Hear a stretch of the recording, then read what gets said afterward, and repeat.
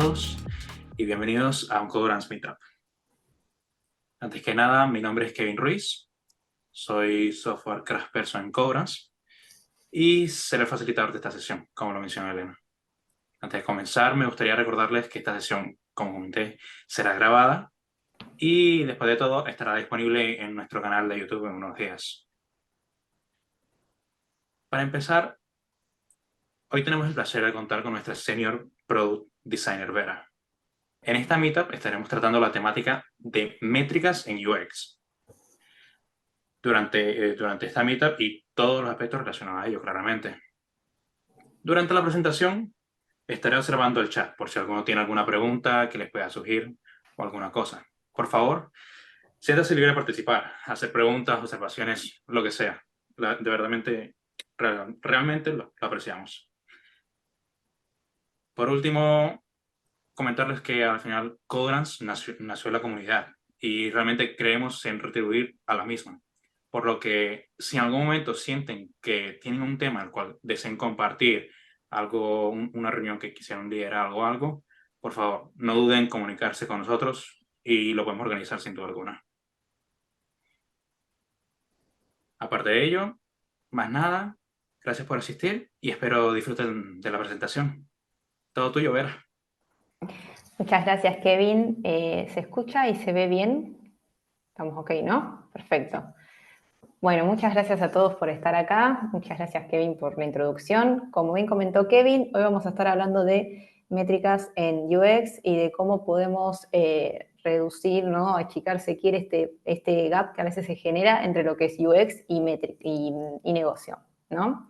Así que, bueno, para comenzar, primero quiero presentarme, hablar un poquito de mí, que soy famosa pero no tanto, no, mentira. Pero la realidad es que, bueno, soy argentina, mi nombre es Vera Riddick, soy de base diseñadora en comunicación visual y hace ya más de 8 años que me dedico a ser product designer, UX designer, researcher, distintos roles, he pasado por distintos roles según la compañía, he estado en distintas startups, empresas grandes, empresas chicas, he también estado en proyectos independientes, desarrollando productos from scratch, así que nada, una experiencia variada en distintos productos y actualmente me encuentro trabajando en Codurance. ¿Por qué también les hago esta introducción? Un poco para comentarles el motivo, la temática de la Meetup, que en esta variabilidad de contextos y distintos productos, la realidad es que lo que es métricas y cómo podemos cuantificar la experiencia de usuario ha sido un tema recurrente a lo largo de mi carrera. ¿Bien?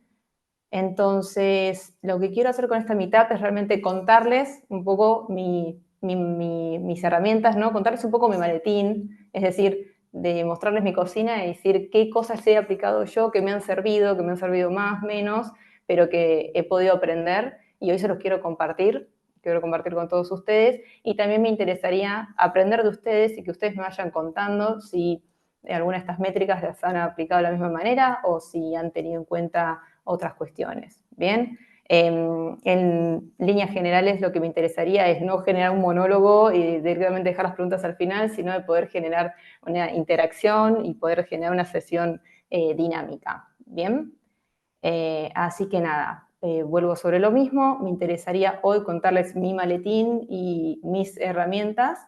Entonces, entrando un poco en qué es lo que vamos a ver hoy, básicamente, en primera instancia, una breve introducción sobre qué es medir y por qué es importante. Después, en líneas generales, cómo podemos establecer una estrategia de medición, teniendo en cuenta los objetivos de negocio y lo que serían las métricas propias de UX. Bien. También hablar un poquito de estos distintos tipos de métricas y cómo cuantificar esta experiencia de usuario, para después hablar de algunas tecnologías y herramientas que pueden facilitar nuestro día a día. Y finalmente, unos takeaways a modo de conclusión para cerrar la sesión. Bien.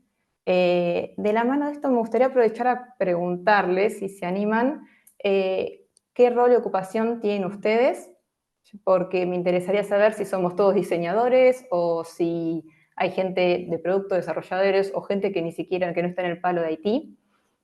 Así que si se animan pueden ir dejando en el chat a qué se dedican y un poco también para calibrar la temática, ¿no? Para saber si quizás algunas cosas las puedo pasar más rápido u otras tengo que hacer hincapié. para no aburrirlos, sino para no pasar cosas por alto, ¿no? No puedo ver el chat ahora que veo. Ah, sí. Nadie me está comentando nada. Diseñador, bien, bien, bien, bien. Somos dos. Aquí una marquetera.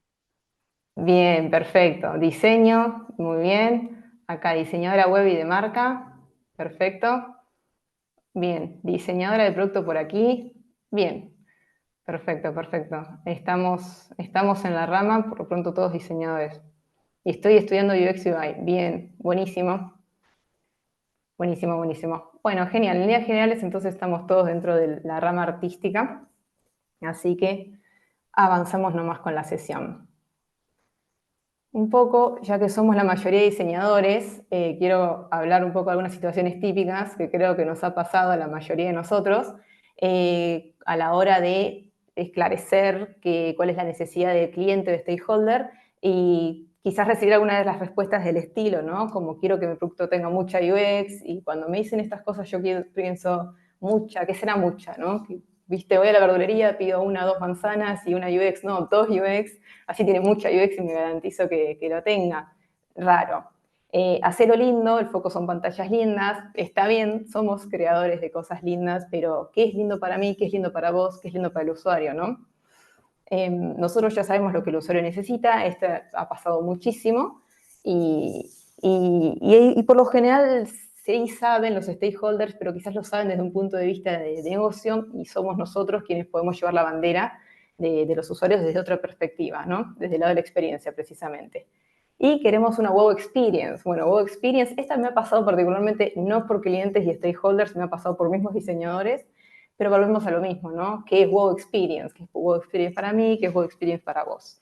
Así que, bueno, básicamente, en resumen, todas estas frases podemos sintetizar en lo que sería el auto de Homero, ¿no? No sé si ven Los Simpson, yo soy muy fan de Los Simpson y siempre este episodio me hace acordar a esta situación, ¿no? Donde Homero está convencido que ese auto es la solución de la vida.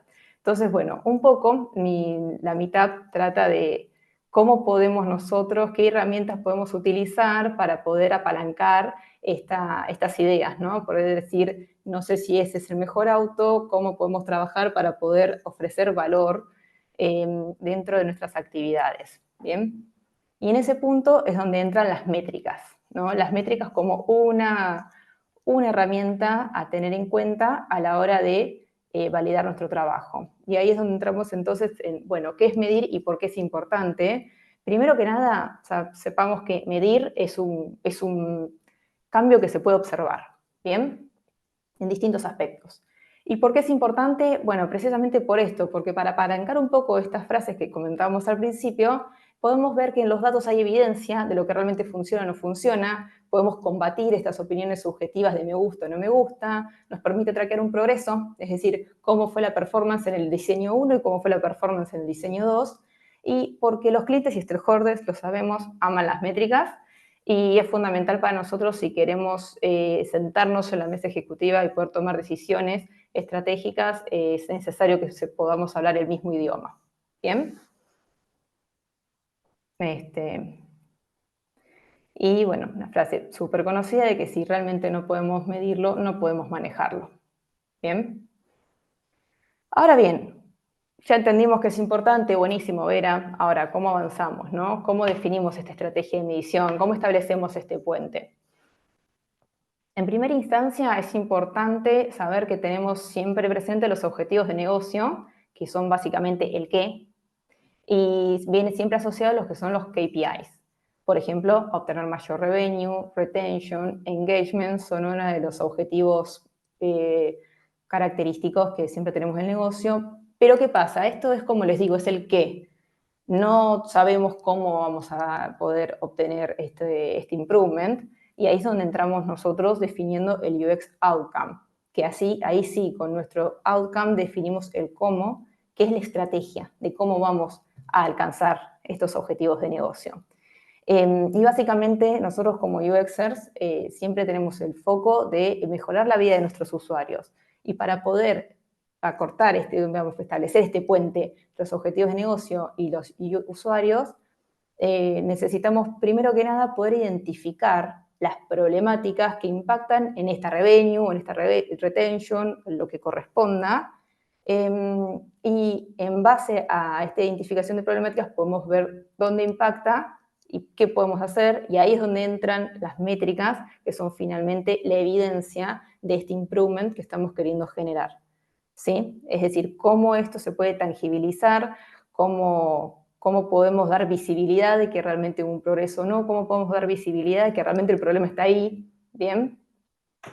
Entonces, eso. Y básicamente, ¿cómo podemos elegir la métrica? Acá ya la métrica depende de la historia que queramos contar, del producto en el que estemos trabajando, de cómo es nuestro usuario, del contexto de uso de nuestro producto. Es fundamental que nos hagamos todas estas preguntas para poder entender la big picture de todo, poder definir un buen UX outcome y poder definir de la mano de eso las métricas que van a darle forma a este UX outcome, ¿no? Básicamente, la evidencia que queremos generar y llevar a la mesa. ¿Hasta ahora vamos bien? ¿Sí? ¿Todo bien? Perfecto. Adelante. Buenísimo. Bueno, continuamos entonces. Entonces, teniendo en claro el objetivo de negocio y teniendo en claro nuestro outcome, podemos definir entonces qué métricas. Ahora, bien, ¿qué métricas? ¿No? Es decir, ¿cómo cuantificamos esta experiencia finalmente? Entonces, avanzando en este punto, podemos decir que dentro de lo que es UX tenemos tres secciones, ¿no? Tres grupos de métricas fundamentales, que son las de comportamiento, actitudinales y emocionales. Básicamente, comportamiento son las métricas por performance, las actitudinales son las preferencias, es básicamente comportamiento, que es lo que el usuario hace, por eso es que es también la métrica por performance. Actitudinales es lo que el usuario dice, y la medición de emociones es finalmente lo que el usuario siente. Bien, y acá sí aprovecho a preguntarles si a ustedes les suena familiar, se aplican un poco estas métricas. Yo acá puse un listado de las más frecuentes, pero claro que hay muchas más. Así que ahí me interesaría saber su punto de vista, si se anima alguien a comentar en el chat. Si les parece, si también las agrupan de la misma manera, ¿no?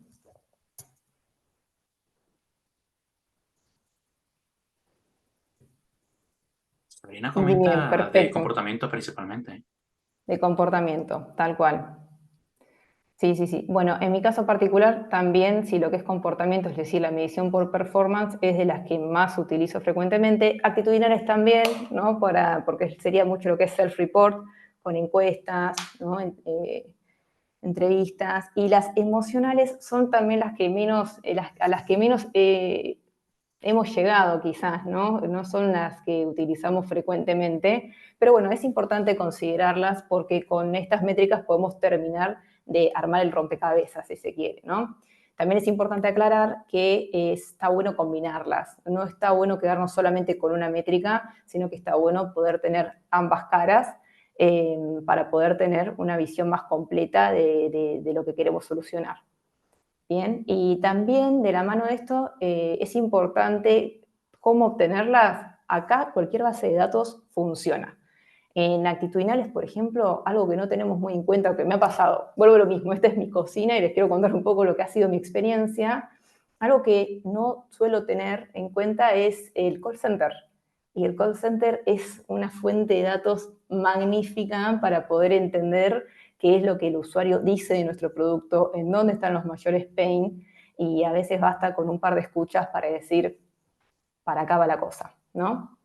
Y con comportamiento, bueno, siempre tenemos que ser amigos de nuestro product manager o el área de producto que corresponda, porque hay un montón de métricas que quizás es a través de ellos que podemos obtenerlas, ¿no? Con el uso de analytics y esa serie de cosas. Así que call center, product manager, ahí, codo a codo. Bueno, ahora les voy a contar un poquito algunas de estas métricas, pero lo quiero pasar rápido, porque no quiero realmente aburrirlos, pero sí quiero como contarles un poco de qué van estas distintas métricas, ¿sí? Así que un poco adentrándonos en lo que es de comportamiento, tenemos el Task Completion Rate, que esta es de mis favoritas, porque es la manera de cuantificar un user testing, básicamente. Y es algo que quizás no solemos tener muy presente. A veces hacemos user testing y sacamos un montón de data buena y quali, pero también se puede cuantificar y también se puede sacar un número del resultado de esa user testing. Y es súper valioso porque nos permite tener un número claro de la performance de nuestro diseño y también nos permite comparar los distintos diseños. Incluso es muy útil cuando queremos hacer un task completion rate de una plataforma, digamos, tal cual existe hoy en día, y así de esa manera podemos obtener la base, y en base a esa base nosotros después podemos implementar un diseño, establecer una mejora, y lo comparamos con esa base que iteramos al principio. Y de esa manera, como les comentamos también al principio, ¿no? Podemos traquear el progreso. Así que tener un número es clave para poder ir solamente con un número y poder también establecer estas comparaciones. En ese marco es importante tener al menos 5 usuarios, yo siempre digo eso, para poder establecer un patrón, ya que con un usuario solo podemos perdernos de datos y podemos sesgar la muestra. Y más de 5 usuarios en teoría no se necesitan, porque realmente con 5 usuarios ya cumplimos con el 80%, ya detectamos el 80% de las problemáticas. Bien, ahora, eso es así, está chequeado. En mi experiencia personal, yo siempre trato de testear con 6 en lugar de 5. ¿Por qué? No me pregunten por qué. El primero siempre sale medio raro. Así que yo siempre testeo con 6, no sé si a ustedes también les pasa, pero bueno, si pueden obtener 5 usuarios, es súper útil para poder medir la eficacia, en este caso con el Task Completion Rate, y poder hacer varias iteraciones, ¿no? Ya les digo, hacer 10, o testear con 10 usuarios no tiene sentido, entonces testear con 5 te permite también hacer varias iteraciones. Bien, un poco similar al task está el time on task, que este es para medir la eficiencia, es decir, el tiempo que le llevó al usuario desarrollar cada tarea. Lo que pasa con el time on task es que para mí es muy útil de utilizar, tener en cuenta cuando queremos testear una plataforma que quizás el usuario, o digamos, testear una tarea que el usuario realiza con frecuencia, ¿no? Ya sea una plataforma, un software de uso interno, que ahí es muy útil para poder medir cuánto le lleva a este usuario desarrollar esa tarea y que quizás esa reducción de tiempo pueda verse reflejada en un cost saving que eso impacte de manera directa en el ROI. Y eso es súper útil de vuelta, ¿no? Para darnos vuelta e ir a la mesa ejecutiva y decir el por qué tenemos que ir con esta solución de diseño. Entonces ya tenemos eficacia, eficiencia, y después un poco la mano de comportamiento, me parece a mí súper práctico tener en cuenta el CTR, que es básicamente poder calibrar dónde el usuario hace clics, qué opción del drop-down selecciona, o qué call to action cliquea, ¿no? Poder ver dónde hace clic, en qué filtros hace clic, o ver, nada, las distintas opciones que el usuario puede llegar a elegir dentro de la medición de los clics, y es un dato importante también como para poder medir el engagement, ¿bien? Y es súper útil el CTR junto también con el Page View, con otras series de métricas, es súper útil también para poder establecer una estrategia de medición y decir, bueno, acá yo diseñé esto y me interesaría que se empiece a traquear cómo es la performance en este y este punto, entonces me interesaría saber cuántas veces el usuario hizo clic acá, o dentro de las opciones que estamos testeando, vamos a hacer de cuenta que lanzo un programa de cursos, ¿no? Y tenemos distintos cursos. Entonces, ¿cómo calibro yo qué curso quizás es preferido por los usuarios, qué curso tiene mejor performance? Bueno, se puede también ir calibrando por la cantidad de clics, ¿bien? Además de que, bueno, este ejemplo justo es medio vago porque eso lo sabríamos por la cantidad de inscriptos que tendría el curso. Pero bueno, entendieron el concepto, ¿no? ¿Algún comentario por el chat, Kevin? De momento ninguno. Sí, de momento ninguno. Perfecto. Perfecto. Bueno, esto sería lo que es comportamiento. Ahora pasando a las actitudinales, una de las más frecuentes es el Net Promoter Score. Esta métrica es muy utilizada en marketing, así que acá, Elena, ¿nos puedes contar un poquito? No, mentira. Pero el Net Promoter Score es súper útil porque consiste en... Kevin se ríe. Consiste en una escala de 0 a 10 que permite a los usuarios expresar su nivel de contento o descontento con la marca. Esta métrica se utiliza más para a un high level, ¿no? Por así decirlo, para poder identificar el nivel de fidelidad que tiene el usuario con la marca. ¿Bien? Pero es un indicador súper útil porque nos permite ver la cantidad de promotores o pasivos o detractores que tiene nuestro producto. ¿Qué quiere decir esto? La cantidad de promotores son los usuarios que recomiendan nuestro producto, mientras que los detractores son los que hablan mal de nuestro producto. Entonces, es muy interesante poder darle seguimiento a esta métrica y en muchos casos, esta métrica viene de la mano del business goal, es decir, uno de los KPIs principales es tenemos que aumentar el índice de promotores o reducir el índice de detractores. Entonces, es importante tenerlo en cuenta.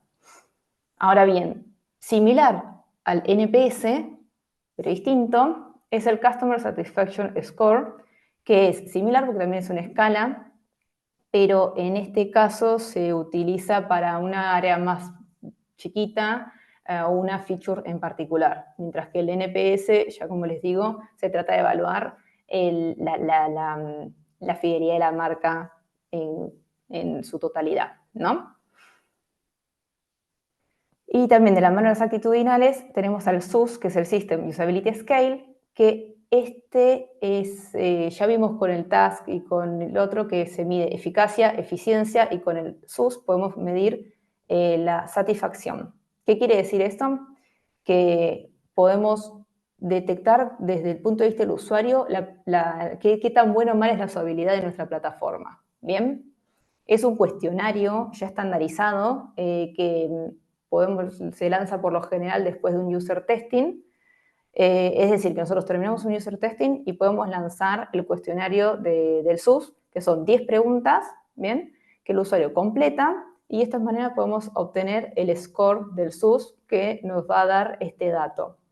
Entre 0 y 50 nos va a decir que es inaceptable, 51 y 68 que es una usabilidad aceptable, entre 69 y 80 buena usabilidad, pero a rever, más de 80 podemos decir que el usuario percibe a nuestra plataforma como que tiene buena usabilidad. ¿Bien? Y es súper fácil de aplicar, es simplemente enviar un cuestionario y ya tiene una fórmula preestablecida que nos saca automáticamente el score del SUS. De la mano de esto, también aprovecho a comentarles una experiencia que me pasó con el SUS, que una vez con un cliente yo había sacado el TCR que daba bajo y el SUS me daba alto. Y no podemos entender por qué, porque en teoría si hubo un task bajo, el SUS también suele ser bajo. ¿Bien? Ahora me van siguiendo. A veces me sigue, voy hablando muy rápido.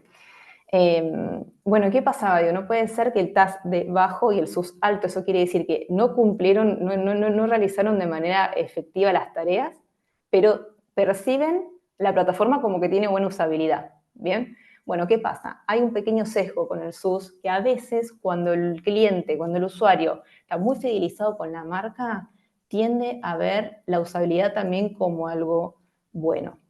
Es decir, que como está le gusta tanto la marca, va a ver la usabilidad también como algo positivo, por más que no haya completado ninguna de las tareas que se le pidió. ¿Bien? Entonces eso también es para tener en cuenta. Yo recomiendo siempre que se hace el SUS, también hacer el Task Completion Rate. ¿Bien? Y avanzando un poco, el último de las actitudinales es un cuestionario también estandarizado, pero este de 26 preguntas, que nos permite poder identificar las características del diseño según el punto de vista del usuario. Entre estos parámetros, entre atractivo, estimulante, eficiente, novedoso, fiable y fácil de entender, se lanza este cuestionario y podemos tener un indicio de cómo el usuario percibe nuestro diseño. ¿Bien? Bueno, y ahora pasamos al último, que son las emocionales, que es decir, cómo medimos las emociones. ¿Alguno de acá tiene idea cómo podemos llegar a medir las emociones?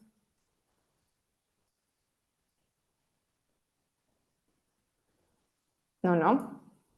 Comentame, Kevin, sí, porque no estoy pudiendo ver el chat.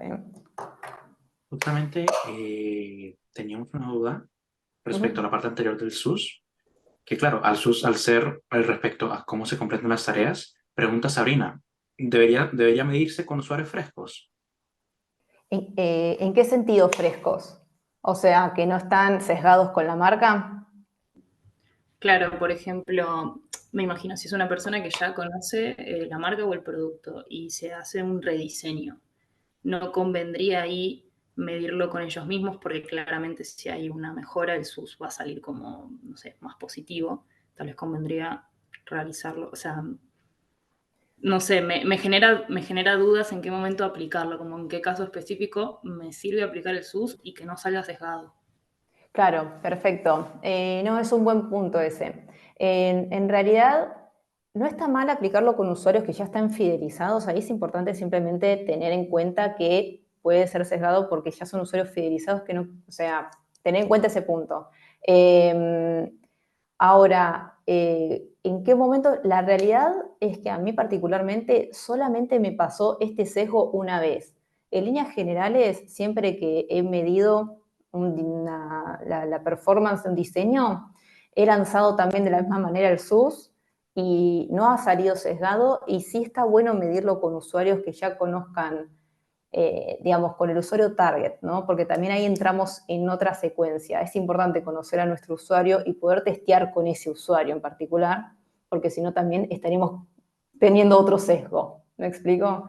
Entonces, testear con un usuario conocedor de la marca no está mal porque si queremos, porque quizás es a ese usuario que queremos realizar un improvement. Pero tener en cuenta el sesgo. Y si no, también depende de lo que se quiera medir. En algunos casos, yo siempre digo que el usuario ya refidelizado tampoco nos va a dar quizás mucho insight. También está bueno testear el usuario que es detractor, por así decirlo, y poder testear con ellos para precisamente sumar usuarios al producto. O sea, ¿a qué voy con esto? Depende de lo que se quiera medir, es si te conviene ir con un usuario ya conocedor o con un usuario quizás más detractor de la plataforma. Después, respecto al sesgo del SUS, consideremos que el SUS difícilmente va a salir sesgado por este punto y considerémoslo también como una guía, no como la única métrica que podamos usar para poder detectar un insight. ¿Me explico? Así que en líneas generales eso, tener en cuenta con quién lo vamos a testear es importante porque para no sesgarlo por otro lado. El segundo lugar ya digo, solamente esa vez me pasó eso, hay que tenerlo en cuenta, pero es como más como para tenerlo en cuenta y no para descartar el user testing con esos users solamente porque el SUS pueda salir sesgado. Comentame, Sabrina, si respondí o si te mareé más. No, perfecto. Me lo voy a llevar y lo voy a probar, porque la verdad que nunca lo utilicé y a ver cómo me resulta.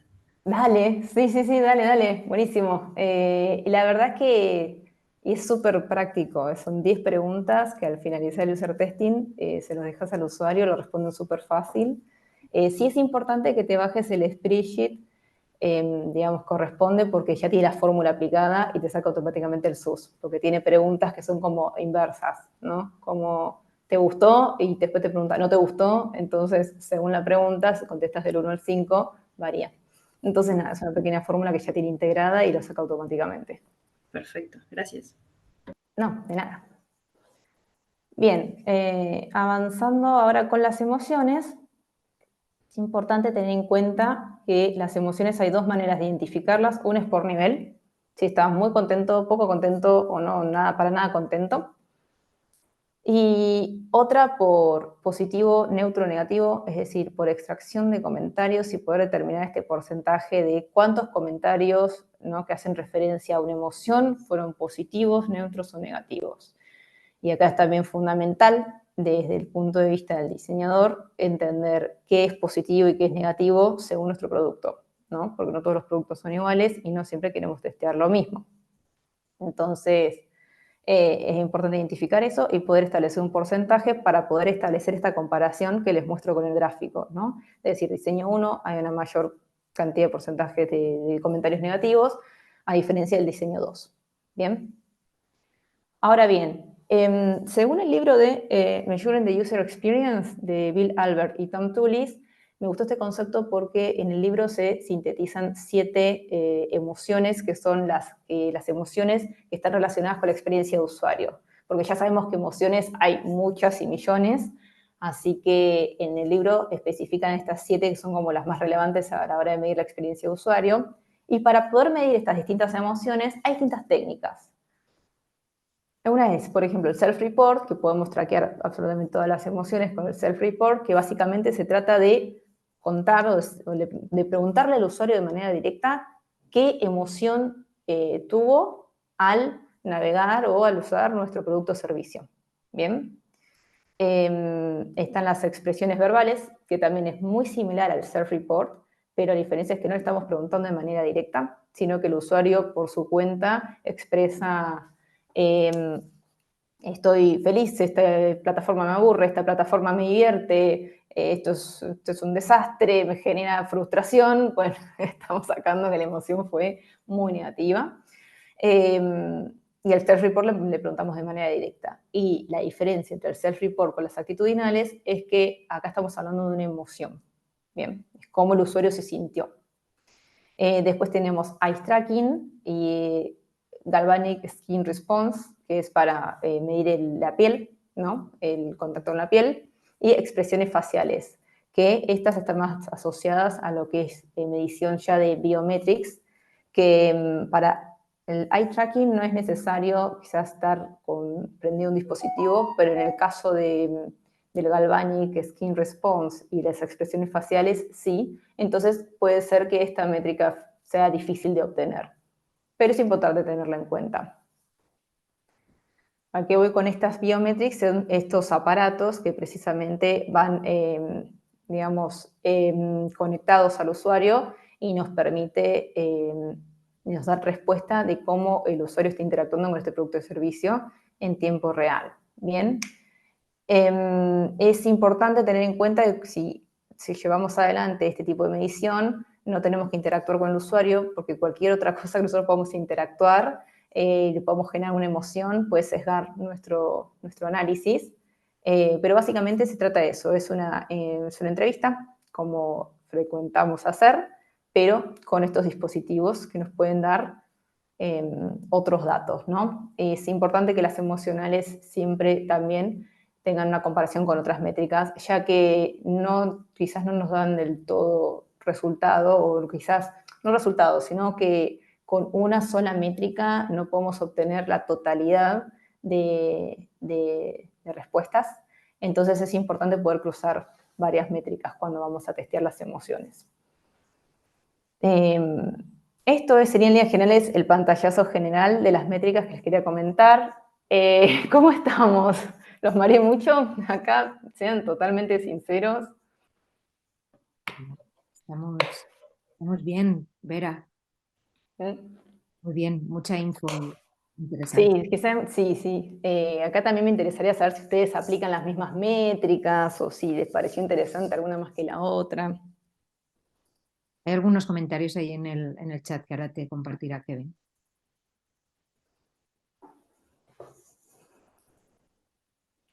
Nos dice justamente Antonio Márquez que le parece un poco frustrante porque no tenía ni idea de casi ninguna, pero agradezco mucho todo lo que compartes.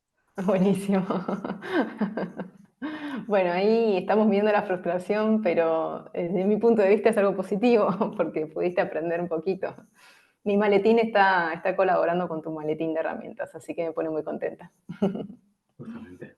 También nos comenta Sabrina que trabaja en una consultora española y que básicamente no se aplica nada de nada. No sé si quisieras Bien. aquí expandir un poco, Sabrina, por tu parte. Sí, les cuento. Recientemente me mudé a España y estoy trabajando en una consultora, y una de las grandes cosas que me sorprende muchísimo es la falta de utilización de métricas en todos los clientes. Y también cuesta mucho como convencerlos sobre la importancia de medir las cuestiones para después poder aplicar un mejor UX o mejoras. Entonces también es mucho trabajo de conversación, de negociación, de comentar.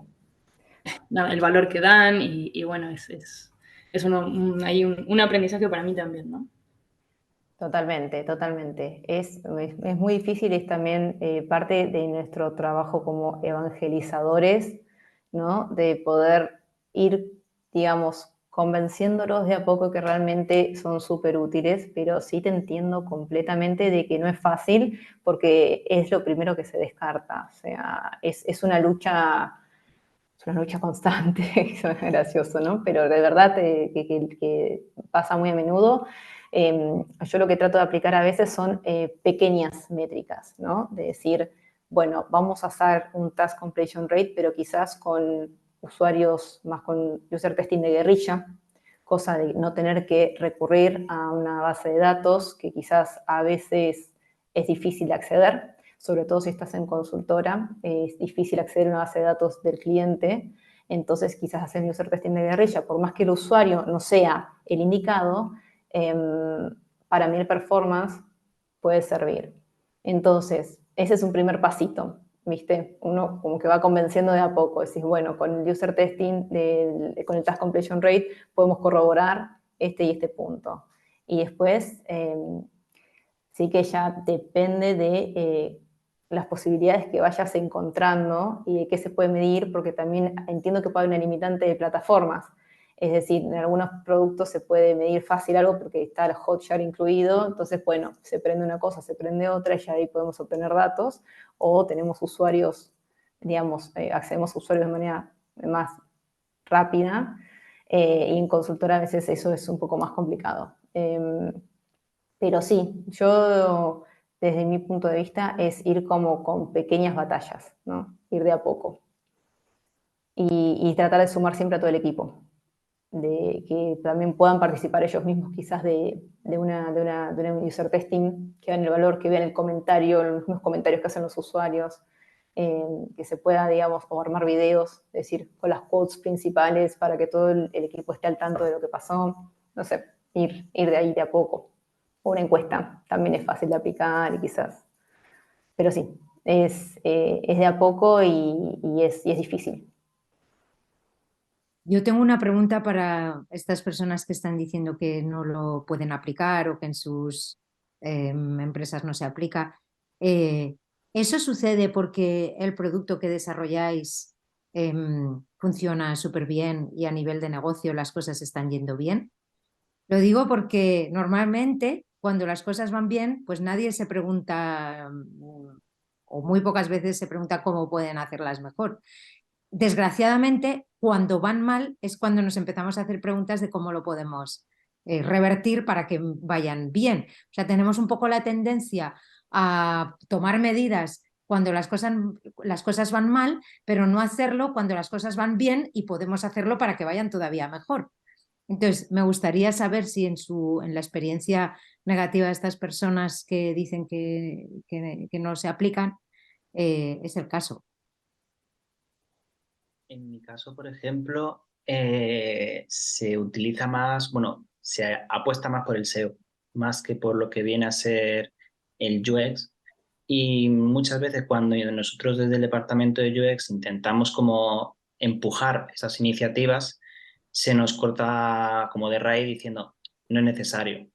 Porque una cosa es que ganes millones y otra cosa es que no puedes hacer que tus usuarios estén más satisfechos, que luego a la larga te pueda acarrear mejores beneficios tanto para la empresa como para el usuario. Y cuesta mucho como hacerles ver que es necesario. Entonces, por ejemplo, en mi caso no llegamos a aplicar realmente ninguna métrica ni ningún test de ningún tipo realmente. Vamos, que van a volumen, no a la calidad, a intentar mejorar la calidad, sino a pescar más usuario, ¿correcto? Por lo que entiendo. Sí, pero también creo que como tienen en mente de que como siempre les ha ido bien, creen que la calidad la tienen y no se preocupan por mejorar más la calidad de lo que ya hay.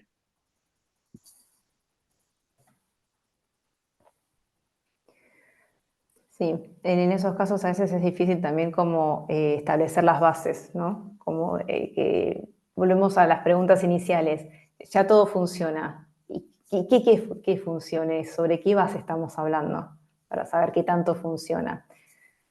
Y además también pensar de que siempre se quiere buscar mayor retention o mayor revenue. Entonces también en ese marco es como, bueno, ahora esto funciona.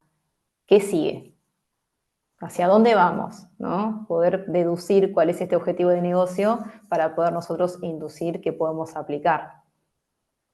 Pero también te entiendo que es un caso re típico. En nuestro caso es como, ¿realmente funciona?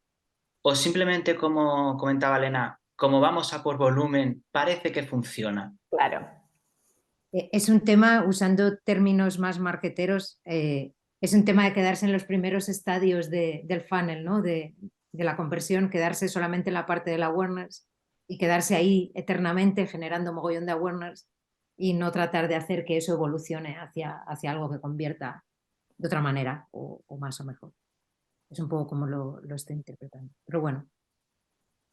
No, pero sí, repasa. Bien, ¿algún otro comentario? Nos comentaba Sabrina que justamente en su empresa es más que todo cuando hay presupuesto. Cuando hay presupuesto, el resto no se prioriza como tal. Sí, es como lo último, ¿no? Es como que es lo que sobra. Lo más cómico es que si uno pudiera realmente medir y poder establecer, poder ofrecer valor en esta mejora, muchas veces pasa que quizás, por dar un ejemplo, al reducir la tarea de un usuario, triplicamos la capacidad que tiene este usuario de poder realizar esta tarea y, digamos, y triplicamos el revenue. Pero al no poder medirlo, al no poder traquearlo, al no poder mostrarlo, es el mismo negocio que se está perdiendo una gran oportunidad. Y quizás uno desde el punto de vista de usuario, con pequeñas mejoras, incrementa muchísimo la performance del producto y no lo ven. Entonces, es súper interesante porque es como que, no, el presupuesto para lo último, es como, pero yo puedo ayudarte a que con muy poco presupuesto tengas una muy buena performance del producto y hasta poder incrementar, no sé, la cantidad de usuarios que llegan a tu plataforma. Pero sí. Y después Samu también comenta que hay empresas que la mentalidad es vertical y tajante. Sí.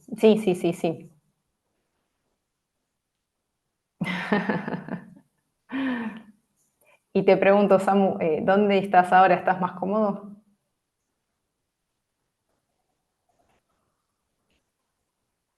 Se me fue Samu. No, pero sí, es el tema de la mentalidad a veces es como que uno puede ir paso a paso tratando de mejorar y otras veces es como que, bueno, es complicada también la evangelización, ¿no? Bueno, me encanta esta charla. Avanzamos ahora ya con el cierre de la sesión, que es un poco cómo podemos facilitar la recolección de estos datos. Bueno, creo que ya todos saben, hay plataformas de test no moderado, es decir, que no se requiere una persona moderadora que los guíe, sino simplemente se arma un prototipo, se envía y en base a eso podemos obtener insights. Yo soy un poco de la vieja usanza, a mí me gusta hacer el user testing clásico, pero es verdad que la posibilidad de acceder a estas plataformas pueden ahorrarnos muchísimo tiempo y podemos tener insights de una manera muy eficiente. Después, bueno, herramienta de heat mapping, un poco comentamos ya durante la sesión. Yo de las que más uso es Hotjar, pero es súper útil para poder establecer un heat map o ver un recording y nos permite tener una aproximación al usuario de cómo está performando el sitio, ¿no? O cómo es la actividad del usuario dentro de nuestra plataforma y nos permite quizás formular en mejor medida posibles hipótesis. Y algo que también me parece súper bueno de esta herramienta es que podemos lanzar estas herramientas de traqueo de una manera invisible para el usuario, es decir, que no es invasivo, a diferencia de quizás lanzar una poll o un incoming también dentro de Hotjar. Ahí ya tenemos que tener en cuenta dónde se aplica, no que el botón de la poll no esté, digamos, tapando algo relevante dentro de nuestro diseño. Pero bueno, sí que es muy útil, ¿no? Para poder establecer mejores hipótesis. Después un poco lo que es el Open-Ended Questions es básicamente con Machine Learning hay plataformas que pueden, digamos, tipificar las respuestas de campos abiertos y es súper útil sobre todo para cuando veíamos el tema de cómo medir las emociones. Bueno, estas plataformas pueden agilizar muchísimo este procedimiento. Yo me he pasado horas tipificando porque me encanta lanzar campos abiertos porque puedo ver la respuesta real del usuario y sí es muy útil, digamos, poder tener esta tipificación de manera automática. Así que, bueno, súper recomendado. Y después lo que son frameworks, no sé si ustedes han aplicado, el más conocido es Heart de Google, que básicamente los frameworks nos ayudan a organizar las métricas, ¿no? Por decirlo de alguna manera. Y después, bueno, están los funnels, que esos han sido muy útiles para mí, para poder armar este funnel que comentaba un poco Elena, solamente de poder evidenciar cómo es la performance de este funnel, ¿no? Digamos, cuántos usuarios en Acquisition, cuántos en Activation, cuántos se caen, poder encontrar dónde se caen y ahí podemos detectar un problema que quizás justifique encontrar un improvement ahí, ¿no? Justifique poder trabajar en esa mejora. Pero sí, los frameworks, desde mi punto de vista, son súper útiles porque nos sirven como guía, pero no tenemos que usarlos de manera mandatoria, ¿no? Simplemente que uno también, según lo que quiera detectar, se arma la estrategia de medición que corresponda. Y ya llegando al final de la sesión, algunos key takeaways a modo de conclusión, por si los mareé mucho. Una de las cosas que quiero comentarles es el tema de abrazar la incertidumbre. Es fundamental cuando estamos haciendo un research poder entender que a veces nuestras hipótesis son refutadas y por ahí hasta nosotros, lo que nosotros mismos creemos no es así como nosotros pensamos y es necesario abrazar eso, ese error, ¿no? Por así decirlo, poder estar abiertos a que a veces los datos nos dicen que no es por ahí y quizás puede ser un poco frustrante, pero al mismo tiempo es súper satisfactorio poder detectar esto en etapas tempranas. Entonces, tratar de estar abiertos siempre a que, bueno, los datos están mal, habrá que corroborar, o también nosotros podemos estar mal y habrá que iterar y volver a medir. ¿Bien? La combinación, un poco lo que hablamos, ¿no? De poder combinar las métricas y también poder combinar lo quali. Eso lo dejamos para otra mitad. Pero la verdad es que poder combinar distintas métricas nos puede dar una visión real y completa de la performance de nuestro producto o servicio. Bueno, medir inteligentemente, no al bombardeo de pop-ups como le pasa al perrito con las galletitas. El punto es que muchas veces pasa que uno quiere medir una cosa y trabaja por una vertical en particular, pero hay distintas verticales, ¿bien? Que quizás quieren medir otras cosas, pero el flujo del usuario es cross a todas estas verticales. Entonces, yo prendo una cosa, otro compañero prende otra, y también en checkout prendieron otra cosa o testean algo y el usuario termina pasando por un mismo flujo con 20 millones de pop-ups y de cosas preguntando cómo fue la experiencia. No sé si a ustedes les ha pasado mismo navegando por distintos sitios que es como, ¿cómo fue? ¿Cómo fue? ¿Cómo fue? ¿Cómo fue? No lo sé, no terminé. Entonces también es importante eso siempre que queramos medir, sobre todo cuando estamos en un producto grande, poder coordinar con las áreas correspondientes y una vez validado eso, lanzar el research que corresponda. ¿Bien?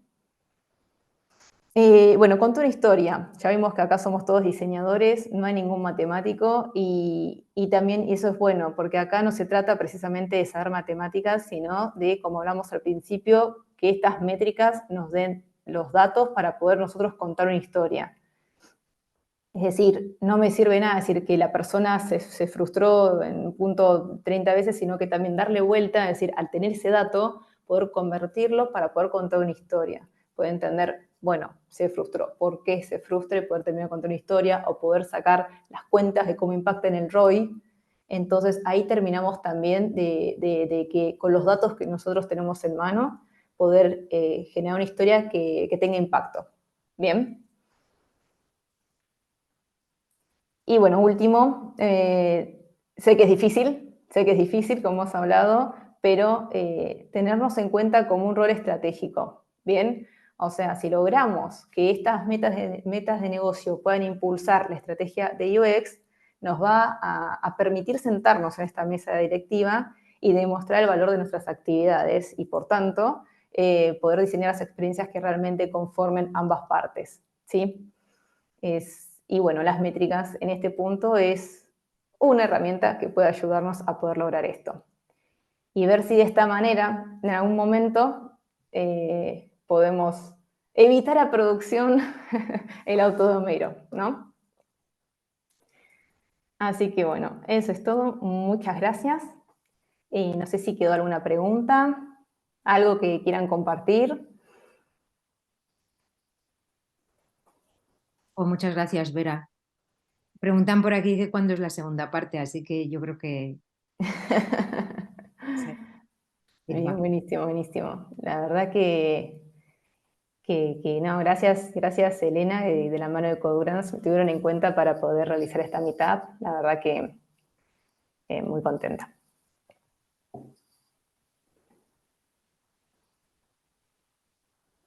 Pues, Kevin, ¿quieres despedir tú la sesión? Me parece perfecto. Espero todos hayan disfrutado de este rato con nosotros. Y nada, como dije al inicio de nuestra meeting, dentro de unos días podrán encontrar nuestra grabación en el canal de YouTube. Creo que tengo por aquí, tengo por aquí He compartido, apuntado, he compartido el link. Sí, sí, al principio también lo he compartido. justamente. Entonces nada, muchísimas gracias a todos nuevamente. Vera, Y perdona, sí, perdón. te preguntan por tu LinkedIn.